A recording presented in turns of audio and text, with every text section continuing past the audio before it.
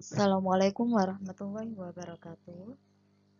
Anak-anak yang dibanggakan, dalam pembelajaran pertemuan kali ini, yang kita pelajari adalah teks tanggapan.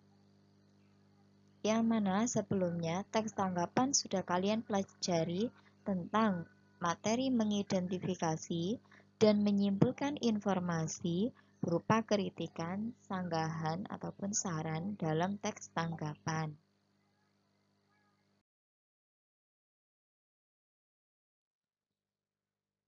Anak-anak, sebelum membaca dan mempelajari materi daring ini, mari kita berdoa terlebih dahulu.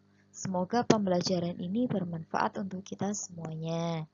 Dan kita harus tetap semangat mencapai cita-cita, meskipun kita dalam kondisi pandemi belajar dari rumah.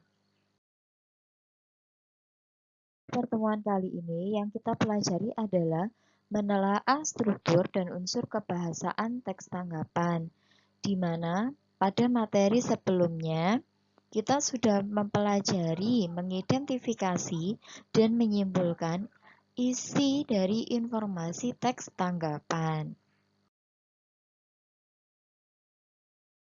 Struktur dan kebahasaan dalam teks tanggapan yang akan kita bahas ada 3 poin, yaitu yang pertama, struktur teks tanggapan, kemudian ungkapan tanggapan, yang ketiga, kaidah kebahasaan teks tanggapan.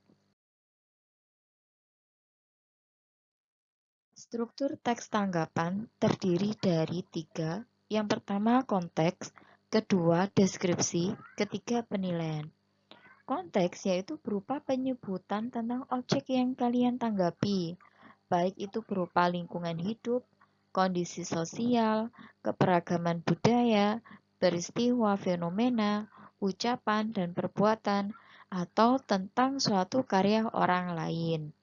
Kemudian, jika deskripsi berisi tentang keadaan objek atau prosesnya berlangsungnya kegiatan itu secara terperinci.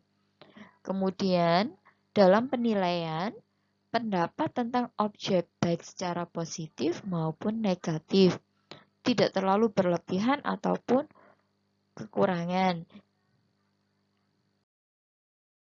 Unsur bahasa teks tanggapan terdiri dari rujukan kata, konjungsi, kalimat deskriptif. Rujukan kata adalah rujukan suatu kata yang merujuk pada kata lain yang memperlihatkan kata lain. Rujukan kata berhubungan dengan kata ganti orang, kepunyaan, dan penunjuk. 3 jenis kata rujukan benda, kata rujukan tempat, kata rujukan orang. Kata rujukan benda ditandai dengan kata ini, itu, tersebut.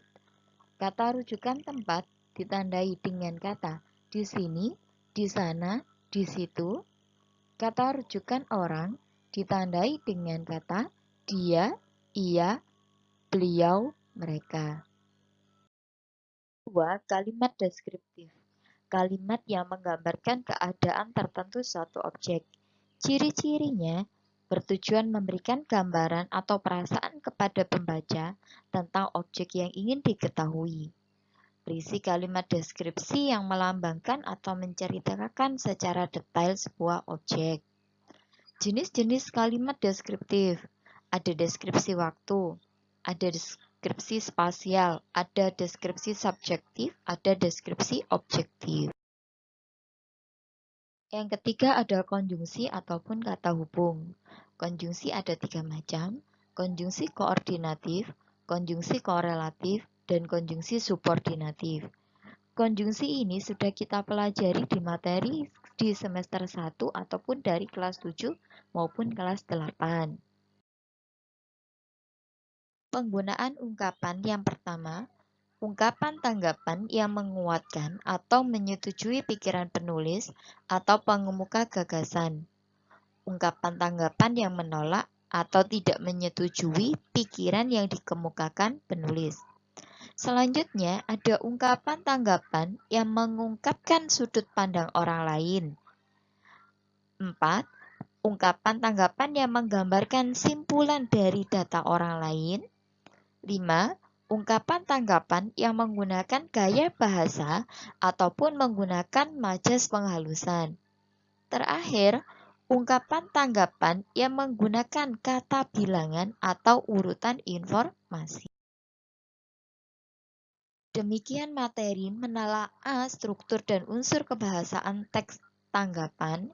Mudah-mudahan kalian bisa memahami dengan lebih tepat.